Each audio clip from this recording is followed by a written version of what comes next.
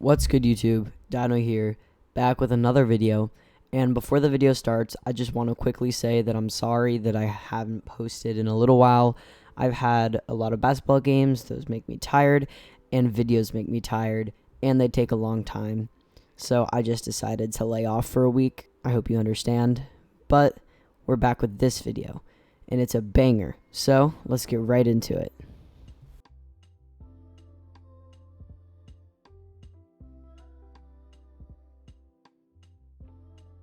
Alright, so today we have the JWK Blacks.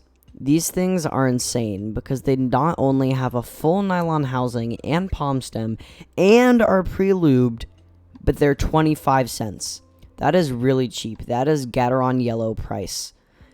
It is cheaper than Acco switches, which in my opinion are the best budget switches. But these might be taking the throne. So let's talk more about them. They are linear with, like I said, a full nylon housing and a palm stem. The spring is actually kind of light at 58.5 grams. They are 5 pins. And when they're unlubed, they are decently smooth for a 25 cent switch. For JWK standard, it's really not that smooth. But since it's 25 cents, it's insane. So for the stem wobble, I have two switches here to have a more well-rounded answer because of batch variance. So let's check these out. Up and down, little to none. Left to right has a little bit more give, but practically no wobble. And on the right, up and down, even better than the last switch. There's basically no wobble. You definitely will not feel it when typing, which is amazing. So, let's talk about the lubed experience.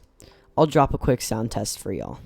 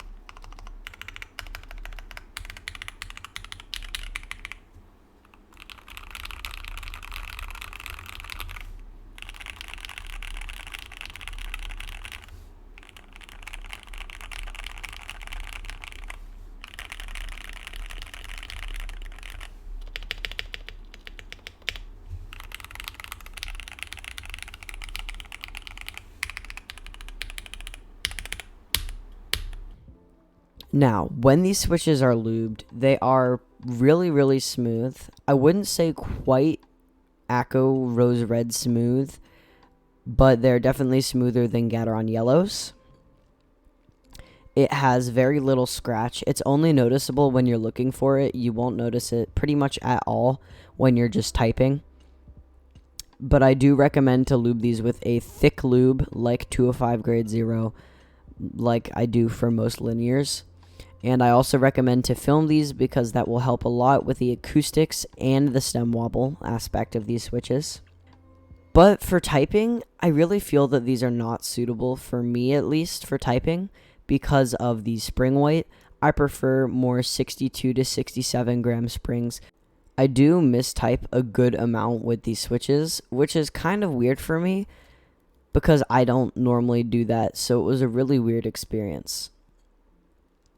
But for gaming, on the other hand, I think these switches are excellent because they are light, they are linear, and they are pretty smooth, which is something you definitely need for gaming switches.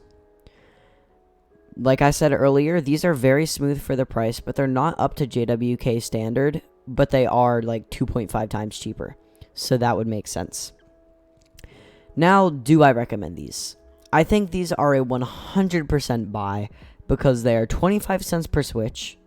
They're cheaper than Akko switches, which are my current favorite budget switch, and I think they are the king of budget switches. But one thing you do want to watch out for is that these switches are really, really clacky. So if you don't like those high-pitched clacks, then these switches are not for you. But that's all for now, guys. Peace out.